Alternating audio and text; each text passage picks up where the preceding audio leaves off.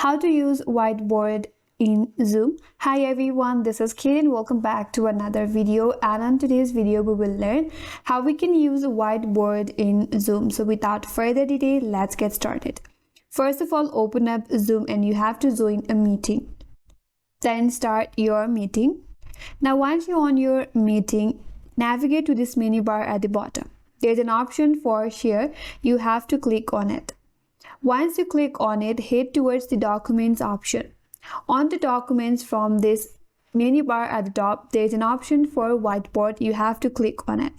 Wait until it loads all your whiteboard.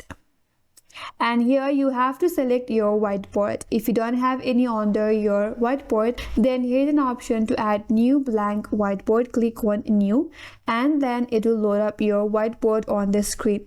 And now you're sharing your whiteboard. Now, in order to write on the whiteboard, there is a pencil icon or pen icon. Make sure that it is selected. Now you can draw or write using your whiteboard. If you want to erase it, there's an option for eraser. Click on it. And now using this eraser, you can erase on your whiteboard. If you want highlighter, click on highlighter and this will help you highlight. If you want to select different color, there's an option for colors that you can choose from. Click on color. Now you can choose different color. There are more options that you can select from this menu bar. Right here you can select the text.